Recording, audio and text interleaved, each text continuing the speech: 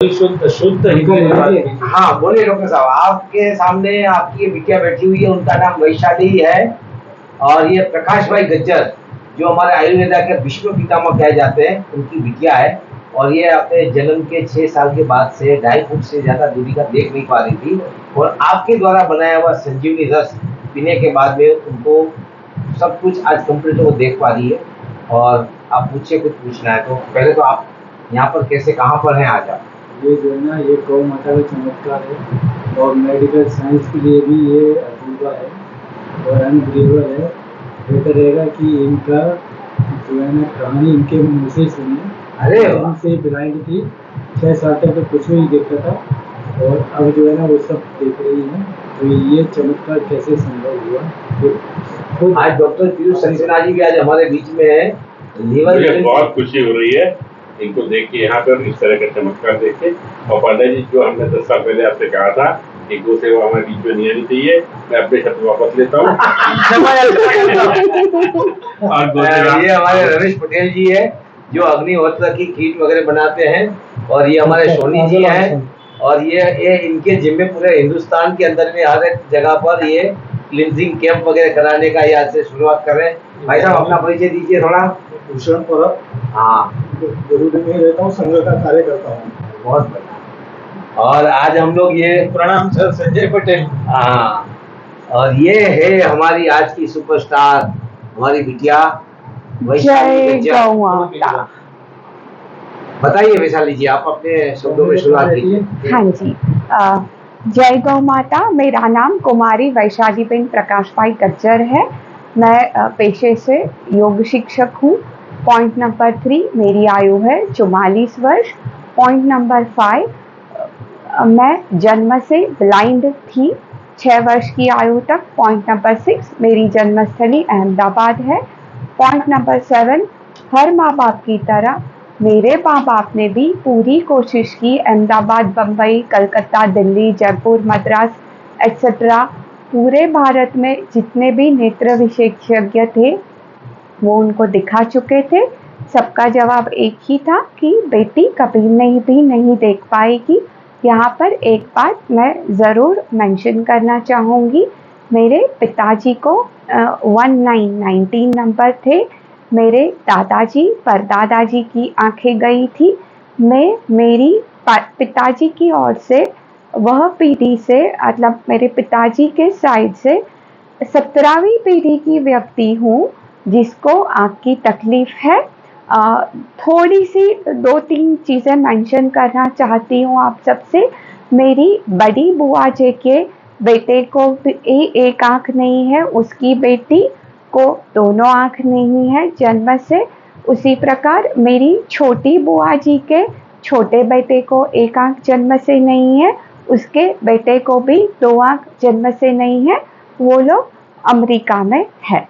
अब ये बात मैंने इसलिए मेंशन की कि डॉक्टर्स ने यही कहा कि बेटा हेरिडिटरी वंश परंपरागत है तो शायद कुछ नहीं होगा। जब 6 वर्ष की थी, 25 अक्टूबर 1986, मैं आपको तारीख और ईस्वी भी बता रही हूँ, अहमदाबाद में डॉक्टर भारती शाह और डॉक्टर महेश शाह करके 2 डॉक्टर्स आए। अहमदाबाद से ही है, जैन है। वो सऊदी अरेबिया गए थे और उनके माताजी के अंतिम वक्त चल रहे थे, तो उन्होंने कहा कि बेटा तुम मेरे लिए क्या कर सकते हो? तो उन्होंने बोला माताजी क्या करना है? तो उनके माताजी ने, महेश अंकल के माताजी ने बोला कि तुमने अच्छा खासा सऊदी अरेबिया में पैसा कमा लिया है, अब अहमदाबाद आ जाओ और लोगों की सेवा करो। ये बात मुझे लगता है कि मुझे जिक्र करना चाहिए, इसलिए मैं जिक्र कर रही हूँ। तो मेरे पेरेंट्स को पता चला तो उन्होंने कहा कि इतने सारे डॉक्टर्स को तो दिखा चुके, तो और एक सही, वैसे करके वो मुझे महेश अंकल और भारती आंटी के पास लेकर गए। PN देसाई आई हॉस्पिटल आज भी है अहमदाबाद, स्टर्लिंग हॉस्पिटल के ठीक पीछे, गुरुकुल रोड के पास। तो उन्होंने कहा कि हम ऑपरेशंस करेंगे। नेचुरली मम्मी ने पूछा कि क्या होगा, तो उन्होंने बोला बेटी को दिखाई तो देता है नहीं, तो नुकसान तो कुछ नहीं जाएगा, ऐसा तो है नहीं कि विजन है और चला जाएगा। तो मम्मी ने बोला ठीक है हम सर्जरी करते हैं। 6 वर्ष की आयु में मेरे टोटल दोनों आँख में 11 ऑपरेशंस हुए। तब वह डॉक्टर ने जाके फर्स्ट टाइम ये डिटेक्ट किया कि मुझे दोनों आँख में कच्चा मोती बिंदु, बर्ड कैटरेक्ट इंग्लिश में जिसे कहा जाता है वो है, सफ़ेद और काला झामर इंग्लिश में जिसे ग्लूकोमा कहा जाता है वो है, मायोपिया गुजराती में जिसे टूकी दृष्टि कहा जाता है वो है, स्क्विंट अर्थात त्रासी आंख। मैं मेरे चश्मे हटा रही हूँ। आपको मेरी लेफ्ट आई अगर आप ध्यान से देखेंगे तो थोड़ी सी क्रॉस दिखेगी। जब 6 वर्ष की वही थी तब इतनी क्रॉस थी कि ये आंख पूरी ऐसे थी। और यह हाल था कि अगर मुझे यह कैमरे में देखना है तो मुझे ऐसे बैठना पड़ेगा या खड़े रहना पड़ेगा, तब जाके मुझे दिखाई देगा। तो आप देख सकते हो कि राइट आई उन्होंने पूरा ठीक करके दिया और लेफ्ट आई भी इतना तो उन्होंने खींचा ही है, इससे ज्यादा वो नहीं खींच पाए। अब राइट आई में 6 वर्ष की आयु में thanks two of course Mahesh uncle मुझे 2.5 फीट का विजन आया और लेफ्ट आई में विजन नहीं आया। मम्मी ने बोला चलो ठीक है, कुछ नहीं था उससे अच्छा कि कुछ हुआ। 1992 में हम बम्बई शिफ्ट हुए। 1 जनवरी 2007 को संजय भाई पटेल जिन्हें मैं अंकल जी कहती हूँ, उनके साथ मेरी मम्मी की मेरे पिताजी की भेंट हुई। जाहिर सी बात है मेरी भी भेंट हुई। माताजी का देहांत हुआ। तब तक मैं आती थी पर उतना नहीं आती थी। मम्मी के चले जाने के बाद मैं अंकल जी के पास ज़्यादा आने लगी। फिर उन्होंने गुरुजी जिन्हें मैं गुरुजी कहती हूँ, आज ही उनसे भेंट हुई है। कोटा स्थित राकेश चंद्र जी अग्रवाल जी से जिक्र किया इस बात का। उन्होंने गौ संजीवनी अर्क दिया। मैंने गौ संजीवनी रस दिया। मैंने 1 मई 2022 तारीख मुझे इसलिए याद है कि मैंने डायरी में नोट की है। मुझे हर छोटी सी छोटी बात लिखने की आदत है। मैंने नोट किया। हाँ, और एक बात मैं मेंशन करना भूल गई, सॉरी इंटरप्ट कर रही हूँ। मुझे रटाइना भी है। अब रटाइना और रेटिना 2 अलग चीज होती है। डॉक्टर्स को ये बात आई एम श्योर पता होगी, आई सर्जन को तो अच्छे से पता होगी। फेको सर्जरी विश्व में मैं सबसे पहली व्यक्ति हूँ जिस पर फेको सर्जरी की गई। सिर्फ इतना ही नहीं, Guinness book of world records में मेरा नाम कुछ इस तरह से दर्ज है कि मैं विश्व की एकमात्र ऐसी व्यक्ति हूँ जिसको आंख की सारी तकलीफ हो। सब तकलीफें एक साथ किसी भी व्यक्ति को नहीं आती, ऐसा आई सर्जन्स का कहना है, मेरा नहीं।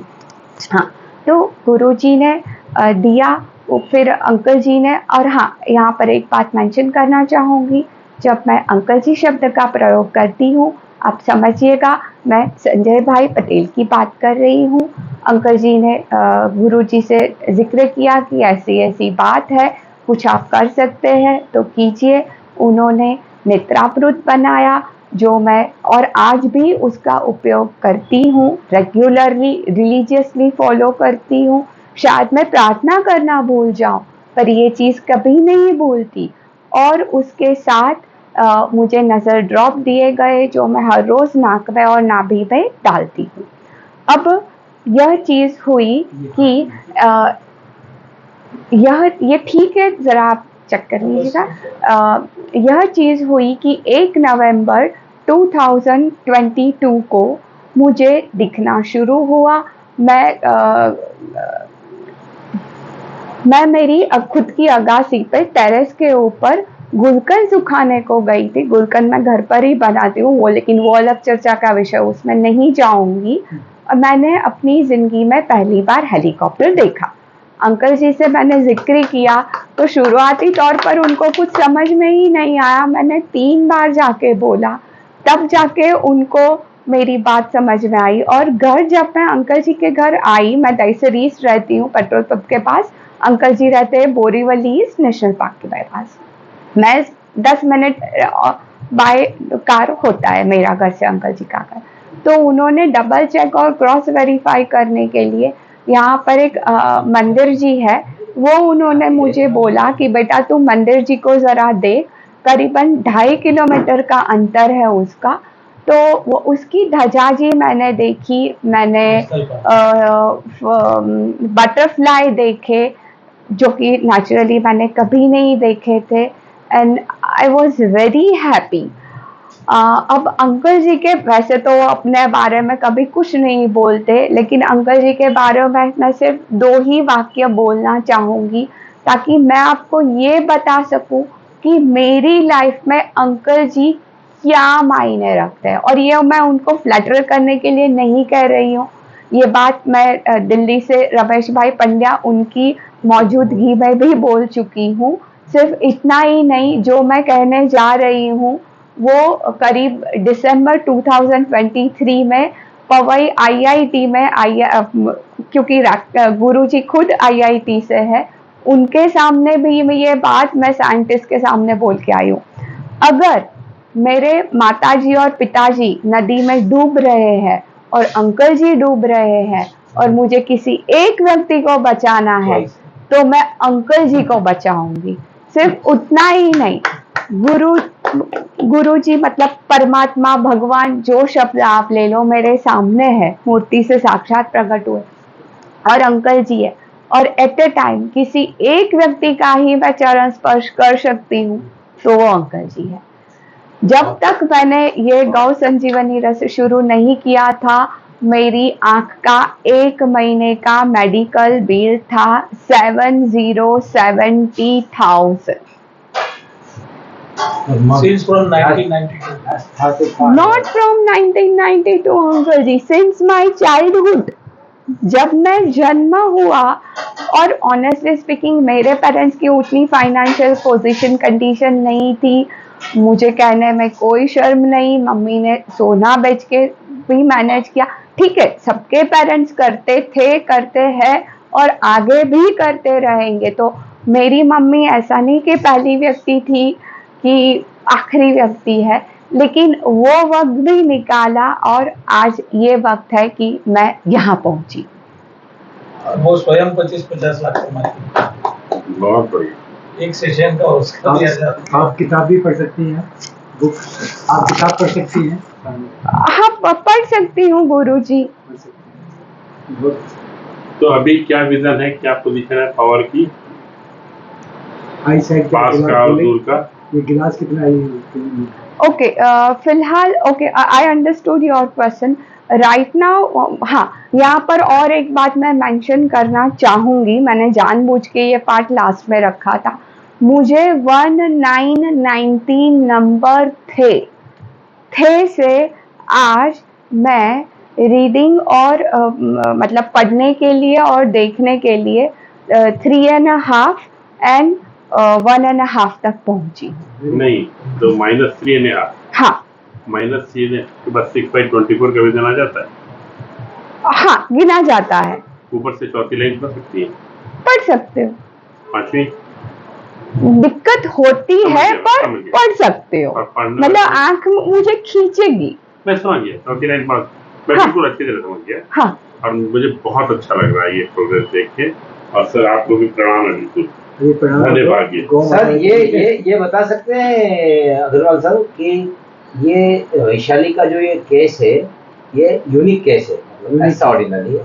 तो आप बता सकते हैं कि ये संजीवनी में ऐसा कौन सा तत्व था जिसकी वजह से ये बाय बर्थ, जो जन्म से ये इसके अंदर में कोई मिनरल्स की कमी थी या विटामिन की कमी थी या किस चीज की कमी थी, जो आज 43 साल बाद, मतलब कई बार बोलते हैं कि बर्थ के 6 महीने में, 8 महीने में, कुछ बार बच्चे का 15 साल तक भी वो उसका जैसे हाइट बढ़ सकती है, इसके बाद नहीं बढ़ेगी। तो इस बच्ची के केस में 43 साल बाद सबसे जो बड़ा सब्जेक्ट है यू सर, कि आफ्टर 43 इयर्स ये संजीवनी ने कोई असर दिखाया। तो क्या ऐसा तत्व है इसमें जिसमें आप डॉक्टर राकेश चंद्र अग्रवाल जी कुछ प्रकाश डालेंगे?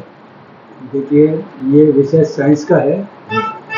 सॉरी, मुझे रिपोर्ट मिली है, सॉरी, एक्सक्यूज मी।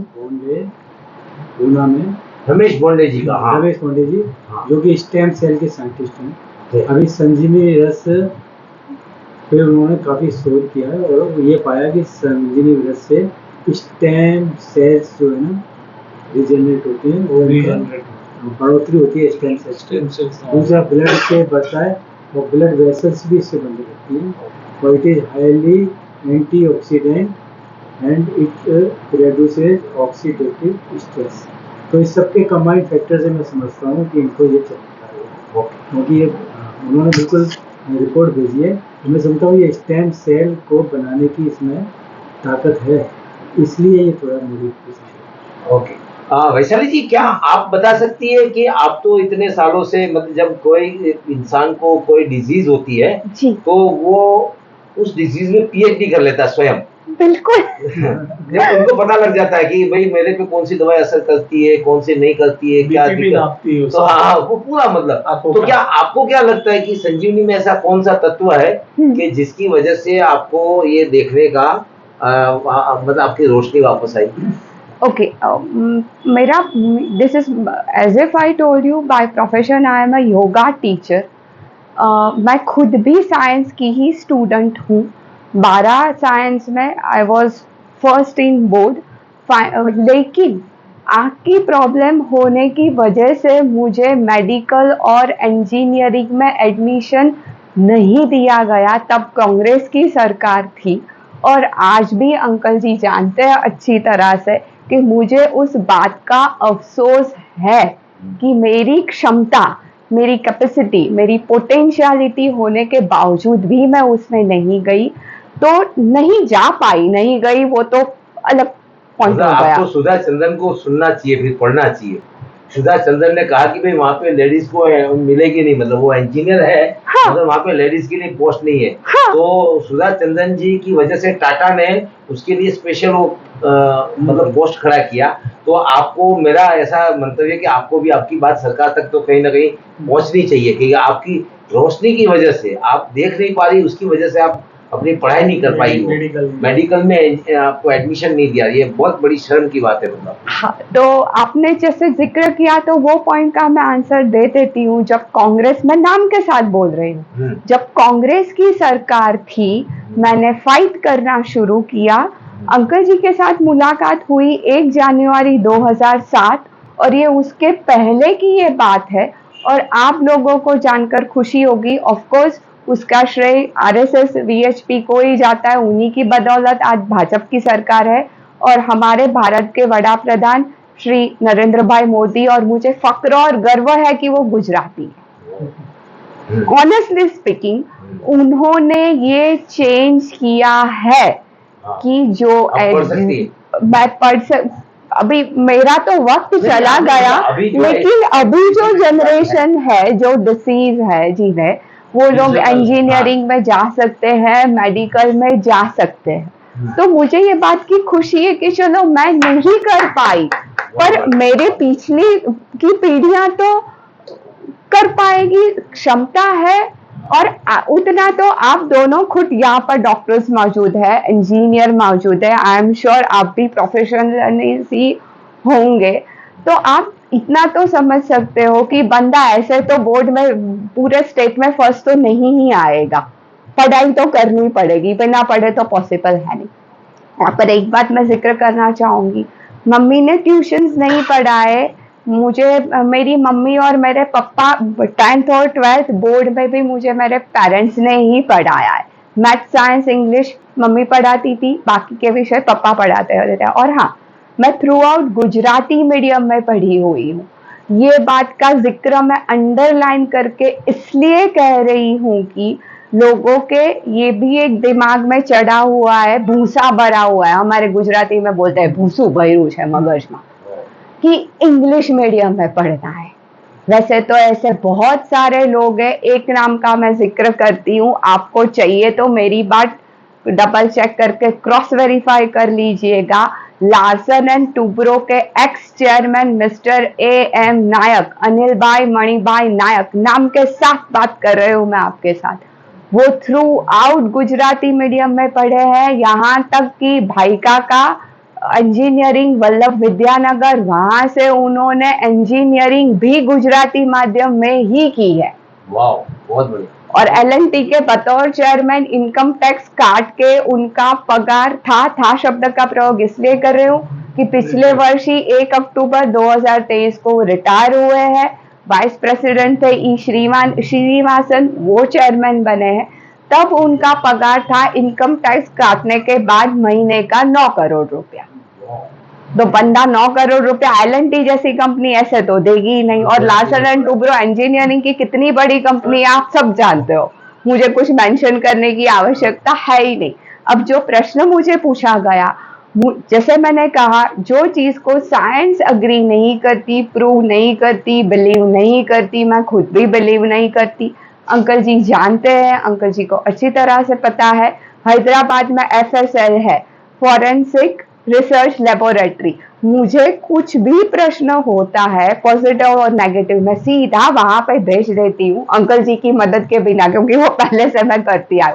वहां पर डबल चेक करके क्रॉस वेरीफाई करवाती हूँ, उसके बाद ही मैं उसको अग्री करती हूँ। आई स्ट्रांगली बिलीव कि गौमूत्र में, again this is my personal opinion, gold हो सकता है, सिल्वर हो सकता है, जिंक हो सकता है, बाकी भी काफी सारे मिनरल्स हो सकते हैं, कैल्शियम हो सकते हैं और विटामिन हो सकते हैं। विटामिन B1 खास तौर पे। दूसरा, जैसे मैंने कहा, मैं खुद एक साइंस की स्टूडेंट हूँ, मुझे ये मम्मी ने पढ़ाया और समझाया गया। आज भी एक ये बात की जिक्र हुई, पर थैंक्स टू माय मदर, हाँ, मेरी मदर भी साइंस की ही स्टूडेंट थी। She was also from BJ medical Ahmedabad. तो ऐसा नहीं है कि बैकग्राउंड साइंस का नहीं है, just for your knowledge I am sharing with you. तो द थिंग इज, मम्मी ने ये पढ़ाया और समझाया था कि ऐसे काफी सारे विटामिन्स है जो milk and milk product, fruits, vegetables, grains में से हमें मिलते थे। अब मम्मी ने ये भी कहा था कि थे शब्द का प्रयोग इसलिए कर रही हूँ क्योंकि अमेरिका की जो मेडिकल लॉबी है उसने हमारे फूड से वो सारी चीजें हटा दी ताकि हमें मजबूरन न चाहते हुए भी गोलियां और इंजेक्शंस खाने पड़े। सो आई स्ट्रांगली बिलीव कि उसमें जो भी मिनरल्स है उसने मुझे हेल्प की। और डॉक्टर्स का ये कहना है, जो मैं भी मानती हूँ, कि मेरी आंखों की जो नब्स को इंग्लिश में क्या कहेंगे?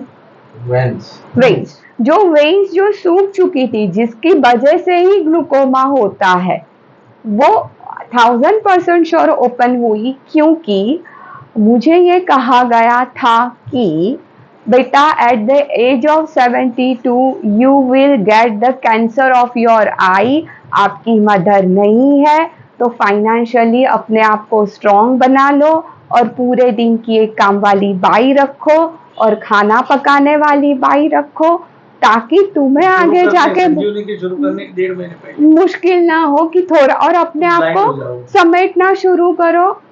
तो वो मुझे क्लियरली कहा गया था। इसके बाद क्या कहा वो भी पता। हाँ, एंड वन मोर थिंग, आंखों का प्रेशर, जो आई सर्जन होंगे, एटलीस्ट कम से कम डॉक्टर्स होंगे, उन्हें पता होगा कि आंख, जैसे हमारा BP होता है वैसे आंख का भी प्रेशर होता है। नीचे का प्रेशर होना चाहिए आंख का 12 और ऊपर का होना चाहिए 16। मेरा आंख का प्रेशर रहता था नीचे का 28, 28 और ऊपर का रहता था 32, 32। पेलीमेंट्री नाम का एक टेस्ट होता है आंख का ग्लूकोमा के लिए, just for your knowledge I am sharing with you. उसका एक आंख का टेस्ट का कॉस्ट होता है 3200, 2 आंख का सीधी सी बात हुआ 6400 रुपया प्लस GST। मुझे नहीं लगता कि भारत की 142 करोड़ में से जो आम जनता है, मैंगो पीपल हम जिन्हें कहते हैं, वो हर महीने की 1 तारीख को इतना अफोर्ड नहीं कर सकते। और ये मैं सिर्फ टेस्ट की बात कर रही हूँ, OTC टेस्ट वगैरह वगैरह में मैं नहीं जाऊंगी। मुझे आंख में इंजेक्शन दिए जाते हैं थे जब पेन होता है, और पेन इतना बुरा होता है, ऑनेस्टली स्पीकिंग अंकल जी को मैंने जिंदगी में, हाँ, मेरी माता जी का मृत्यु हुआ तब भी मैं नहीं रोई, अंकल जी उस बात के साक्षी है। ये बात मैं इसलिए जिक्र कर रही हूँ कि बच्चे की खुद की उम्र 60-70 साल की हो, लेकिन उसके लिए माता माता ही होती है। शायद पुरुष सबके सामने नहीं रोएगा, लेकिन अकेले में तो रोएगा ही रोएगा, ऐसा मेरा मानना है।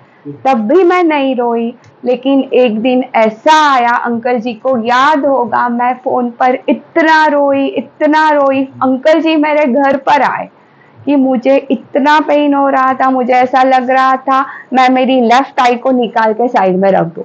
ऑनेस्टली स्पीकिंग, जितने भी आई सर्जन को मिली हूँ, सबसे मैंने ये प्रश्न पूछा था कि सर मुझे दिखाई तो कुछ देता है नहीं लेफ्ट आई से, तो इसको साइड में हम निकाल के रख नहीं सकते क्योंकि पेन बर्दाश्त नहीं होता था।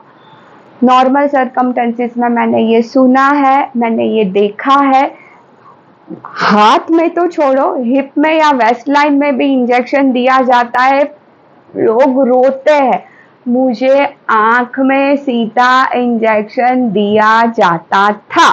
जस्ट 1 सेकेंड के लिए बिलीव कीजिए, एक छोटी सी बच्ची को till the age of this injection दिया जाएगा तो उसको कैसा पेन होगा। वो कंडीशन में भी मैं रोई नहीं। पर हाँ, इंजेक्शन की कॉस्ट भी मैं बताती हूँ। 25,000 प्लस 28 का DGST, 32,000 इंजेक्शन का हुआ। सब फाइनेंशियली कितना बिल मैं बताते जा रही हूँ, माइंड में जरा कैलकुलेट करते जाइएगा साथ साथ में। तो ट्रीटमेंट क्या क्या लिया आपने इससे ठीक करने के लिए? मतलब आप गुरु जी की बात कर रहे हो? हाँ, एक तो गौ संजीवनी रस जो अभी दिखाया। हाँ, सेकेंड थिंग नेत्रामृत आंखों में डालने के लिए, और नजल ड्रॉप नाक में और नेवल रीजन में ये दिया। हाँ, और ये आज भी चालू है। आंखों में ड्राइनेस है भी कि नॉर्मल? सर जी, कभी कभार ड्राइनेस होती है, पर टचवुड मैं ऐसा कह सकती हूँ, मतलब मैं मजाक में कहती हूँ कि मैं आई सर्जन नहीं हूँ, सिर्फ सर्जरी को छोड़ के सब कर सकते हो। ऑफकोर्स सजा मजाक में कहती हूँ। तो जितना सर एक आई सर्जन को समझ में आता है, उतना कम से कम मुझे अपनी आंखों के बारे में समझ में आता है, तो मैं सिचुएशन को संभाल लेती हूँ। तो ये ड्राइनेस प्रॉब्लम पहले थी क्या? हाँ सर जी, मुझे छोटी सी थी तब से थी। तो इस ट्रीटमेंट को लेने से ड्राइनेस की प्रॉब्लम भी ठीक हुई? बिल्कुल बिल्कुल बिल्कुल। नर्व ने काम करना शुरू किया। एग्जैक्टली। इसका मतलब नर्व के जो ब्लॉकेजेस थे वो क्लियर हुए। बिल्कुल बाय बर्थ हमसे जो इसमें कोई प्रॉब्लम था जिसकी बहुत बढ़िया, बहुत ही बढ़िया। संजीवनी ने वो काम किया। और चूंकि मैं योगा टीचर हूँ, जैसे मैं पहले मेंशन कर चुकी हूँ, मैं आपको रैपिड फायर राउंड में अपनी फूड की बात बता देती हूँ। नंबर 1, मैं सुबह 3 बजे उठती हूँ। नंबर 2, जब मैं बॉम्बे जाती थी, सुबह 3:45 की सबसे पहली ट्रेन पकड़ती थी, क्योंकि 4:45 बजे रतन टाटा का मुझे क्लास रहता था कोलाबा कॉजवे। पॉइंट नंबर 3, सब जानते हैं वैशाली बहन 1 सेकंड भी लेट नहीं होगी। अगर 4:45 उसने बोला है तो वो वहां पर 5:40 पे होगी, सॉरी 4:40 पे होगी और होगी ही। पॉइंट नंबर 4, अब बात आती है खान पान की। मैं हमेशा मजाक में ऐसा कहती हूँ कि मैं कचरा नहीं खाती।